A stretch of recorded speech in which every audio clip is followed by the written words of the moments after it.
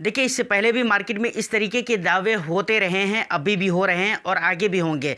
अगर आप business news वगैरह देख रहे हैं, म्यूचुअल फंड, स्टॉक मार्केट से रिलेटेड बातों को आप जानना पसंद करते हैं, इस तरह की न्यूज़ से अगर आपको दिलचस्पी है, तो आपको पता चल रहा होगा कि हाल फिलहाल में मार्केट के अंदर एक नया मैटर छिड़ गया हुआ है। वो क्या छिड़ा हुआ है? बहुत सारे लोग और बड़े बड़े देश के जो बड़े बड़े चैनल्स हैं, उन्होंने अपने वेबसाइट पर बाकायदा इस बात को कहा है कि बहुत जल्द मार्केट के अंदर 30 से 40%, किसी ने 40 से 50, 50 से 60%, 60 से 70% तक की गिरावट के दावे कर रहे हैं कि आने वाला वक्त में ऐसा देखने को मिल सकता है। तो ये दावे तो एक तरफ, दूसरी तरफ एमफी की तरफ से जो आ रहे हैं कुछ डेटा, वो कुछ और ही सबूत दे रहे हैं और आज उसी के ऊपर हम इस पूरी वीडियो में बात करेंगे। यकीन माने वीडियो बहुत ही इंटरेस्टिंग होने वाली है, तो एक लाइक कर दीजिए, शेयर कर दीजिए। चैनल को अगर आपने सब्सक्राइब नहीं किया है तो चैनल को ज़रूर सब्सक्राइब कर लें, क्योंकि इस तरह के इंटरेस्टिंग कंटेंट मैं लेकर आता रहता हूं। आपका कुछ भी सवाल हो तो आप कमेंट सेक्शन में या नहीं तो इस टाइम पे मैसेज कर सकते हैं। देखिए, सबसे पहली बात जो कि मैंने आपको बता दिया है कि मार्केट में तरह तरह के दावे होते थे, पहले भी, अभी भी हो रहे हैं और आने वाले टाइम में भी होते रहेंगे। लेकिन इससे आपको एक ही बात फिलहाल मैं कहना चाहूँगा, अगर आप लोग कहेंगे तो मैं वीडियो ज़रूर लाऊँगा। ऐसे भी मेरी कोशिश रहेगी कि इसकी क्या हकीकत है, इस बात की क्या रियलिटी है, इस पर वीडियो लाऊँ। तो हो सकता है कि बहुत जल्द वीडियो भी आ जाए, लेकिन यहाँ पर फिलहाल इस वीडियो में मैं इतना कहूँगा कि आपको डरना नहीं है, घबराने की ज़रूरत नहीं है भाई। क्यों नहीं घबराने की ज़रूरत है? क्योंकि आप लॉन्ग टर्म के लिए हैं। और दूसरी बात, बहुत इंपॉर्टेंट बात, कि इंडियन इकोनॉमी एक ग्रोइंग इकोनॉमी है, तो इस पे आपको भरोसा होना चाहिए। और मुझे लगता है कि इंडिया की इकोनॉमी पे आपको भरोसा है तो आप घबरा नहीं सकते हैं। चलिए, अब हम उस मैटर पे बात करते हैं जिस मैटर के लिए हम इस वीडियो को शूट कर रहे हैं। देखिए, एमफी का हाल फिलहाल में एक डेटा आया है जिसमें यह बताया गया है कि 81 लाख, कितने लाख की मैं बात कर रहा हूँ? 81,60,000 लगभग इतने नए इन्वेस्टर्स जुड़े हैं। फिनेंशियल ईयर 2024 और 25 के पहले ही 2 महीने में। फिनेंशियल ईयर कहाँ से शुरू होता है? ख़त्म होता है मार्च पे और शुरू होता है 1 अप्रैल से। तो 1 अप्रैल से अप्रैल और मई, इन 2 महीनों में कितने इन्वेस्टर्स जुड़े हैं?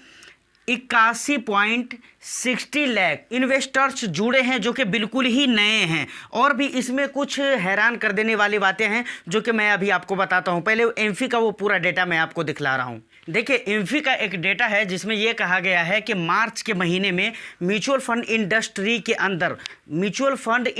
के अंदर मार्च के महीने में कितने फोलियो नंबर थे? 7.78 करोड़ था।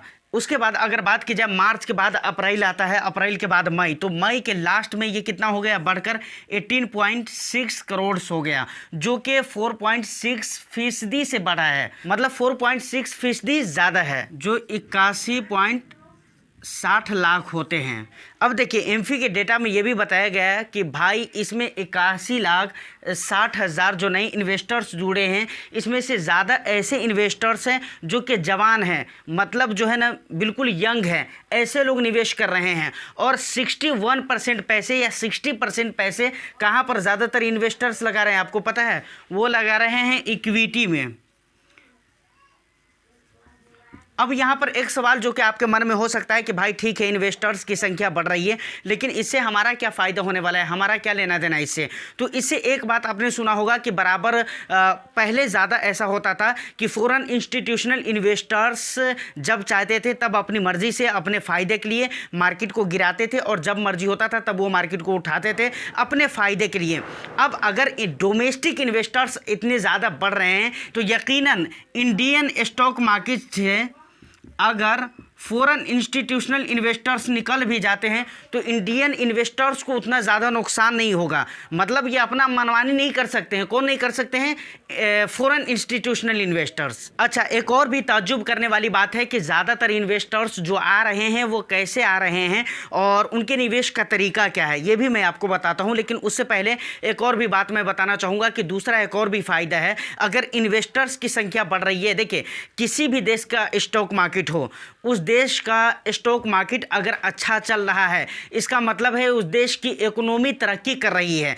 अगर स्टॉक मार्केट का हाल बुरा है या इकोनॉमी का हाल बुरा है तो स्टॉक मार्केट का हाल बुरा होगा। स्टॉक मार्केट का हाल बुरा है तो इसका मतलब है इकोनॉमी वहाँ कुछ ना कुछ मतलब डिफ़िकल्टी ज़रूर हो रही है, कुछ ना कुछ परेशानी वहाँ ज़रूर लोग फेस कर रहे हैं। तो ये दोनों भी आपस में रिलेट है। तो यहाँ तक ये सारी बातें क्लियर हो जाती है। उम्मीद है कि आपको बातें समझ में आ रही हो। अब दूसरी इंपॉर्टेंट बात आती है कि भाई इतने ज़्यादा जो इन्वेस्टर्स आ रहे हैं तो आखिर ये कैसे आए हैं, कैसे इनको पता चला म्यूचुअल फंड के बारे में। तो कहा जाता है कि 2 तरीक़ों से पता चला है। सबसे पहले क्या है, सबसे पहला तरीका है डिजिटल चैनल। समझ रहे कि नहीं। अब ये डिजिटल चैनल कैसे होता है, जैसे प्रचार वगैरह के माध्यम से, टीवी वगैरह पे जो एड्स वगैरह आते हैं उन चीज़ों के माध्यम से इनको पता चला है। और दूसरा तरीका क्या है पता है आपको, म्यूचुअल फंड डिस्ट्रीब्यूटर। जो म्यूचुअल फंड के एजेंट है, जो म्यूचुअल फंड डिस्ट्रीब्यूटर हैं, वो बहुत ज़्यादा, बहुत ही भारी मात्रा में वो जो है ना लोगों को जागरूक कर रहे हैं। और दूसरी बात, अब डिजिटल चैनल की एक बात और भी मैं बता देता हूं, इसमें यूट्यूब चैनल को भी आप इंक्लूड कर सकते हैं। समझ रहे कि नहीं।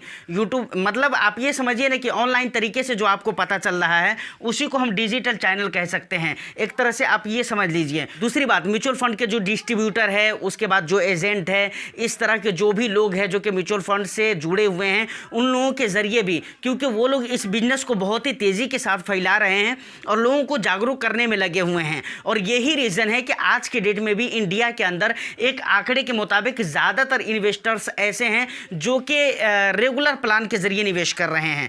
आज भी ज़्यादातर तो नहीं कह सकता हूं, लेकिन बहुत ऐसे इन्वेस्टर्स हैं जो रेगुलर प्लान के ज़रिए निवेश कर रहे हैं। रेगुलर प्लान का मतलब ये होता है कि भाई वो किसी न किसी एजेंट, डिस्ट्रीब्यूटर्स, बैंक, इस तरह की जगहों पर जाकर अपने पैसे देते हैं और वहाँ से वो निवेश करते हैं। मतलब उनको अभी बहुत सारी चीज़ें म्यूचुअल फंड के बारे में पता नहीं है। अब देखिए, जैसा कि मैंने कहा है कि बहुत सारे इन्वेस्टर्स आज भी हैं जो कि रेगुलर प्लान के जरिए निवेश करते थे। कि अब रेगुलर प्लान के जरिए निवेश करने में कोई बुराई तो नहीं है, लेकिन एक तरह से देखें तो बुराई भी है, लेकिन हम उसको बुराई नहीं कह सकते। रीज़न ये है कि अगर आपको म्यूचुअल फंड के बारे में कुछ भी पता नहीं है, बहुत सारा नॉलेज नहीं है, या आपको इतना आपके पास टाइम नहीं है कि भाई आप ये सारे काम को कर सकें, तो फिर मुझे लगता है कि आपको म्यूचुअल फंड डिस्ट्रीब्यूटर के ज़रिए या एजेंट के ज़रिए, मतलब किसी भी तरीके से हो, आपको रेगुलर प्लान में ज़रूर जाना चाहिए। क्योंकि अगर आप ये सोच रहे हैं कि भाई खुद मैं म्यूचुअल फंड का नॉलेज लूँगा उसके बाद निवेश करूँगा, जब तक बहुत सारा टाइम ख़राब हो जाएगा। अब डायरेक्ट म्यूचुअल फंड जो होते हैं, आपको पता होगा, रेगुलर और डायरेक्ट 2 तरीके से निवेश आप कर सकते हैं। मतलब ये है कि भाई डायरेक्ट जो होते हैं ना, वो वहाँ पर आप कहीं भी अपने ब्रोकर जो भी एप्लीकेशन है वहाँ पर आप अपने अकाउंट क्रिएट करते हैं और वहाँ से आप इन्वेस्टिंग स्टार्ट करते हैं। तो वहाँ पर फ़ायदा ये होता है कि जो एजेंट के पास जब आप जाते हैं तो वहाँ पर जो खर्चे लगते हैं वो खर्चे आपको कटते नहीं हैं आपके रिटर्न से, वो आपके रिटर्न्स में जुड़ जाते हैं। तो ये एक बहुत ही इंटरेस्टिंग बात है। और लॉन्ग ड्यूरेशन में, जैसा कि बराबर कहा जाता है कि 10 साल, 12 साल, 15 साल ज़्यादा टाइम के लिए निवेश करना चाहिए। तो एक चीज़ यहाँ पर सोच कर देखिए, सिर्फ 1 से 1.5% आप लेकर चले, 1.50% आप लेकर चलें।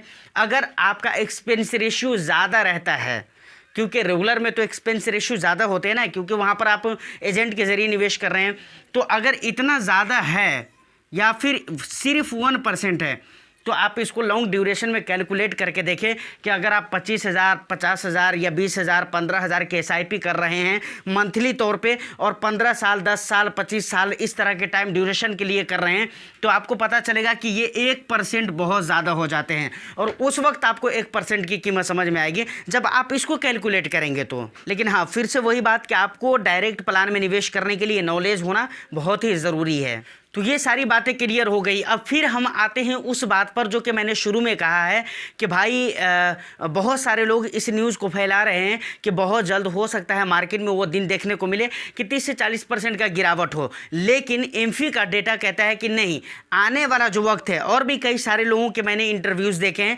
जिसमें ये पता चलता है कि आने वाला जो वक्त है, आने वाला जो टाइम है म्यूचुअल फंड के लिए और भी ब्राइट होने वाला है। तो इन दोनों में क्या हकीकत है वो तो आने वाला टाइम ही बताएगा। लेकिन मुझे जैसा कि लगता है कि भाई वहां पर जो वो दावे किए जा रहे हैं कि 50%, 30%, 40%, इस तरीके से, ठीक है 30%, 30-35% तक के मैं मान लेता हूँ, जबकि बहुत मुश्किल है ये चीज़ें। तो इतने ज़्यादा गिर सकते हैं, लेकिन मुझे नहीं लगता है कि बहुत ज़्यादा जितने के दावे किए जा रहे हैं उस हिसाब से मार्केट में गिरावट हो सकती है। खैर, हम इंतज़ार करते हैं, देखते हैं क्या होता है आने वाला टाइम में। उम्मीद करता हूँ कि ये इन्फॉर्मेशन आपको अच्छी लगी हो तो एक लाइक कर दीजिए, शेयर कर दीजिए। चैनल को अगर अभी तक आपने सब्सक्राइब नहीं किया है तो चैनल को ज़रूर सब्सक्राइब कर लें। मैं फिर मिलता हूँ किसी नेक्स्ट एंड इंटरेस्टिंग वीडियो में। जब तक के लिए all the best. Thank you for watching.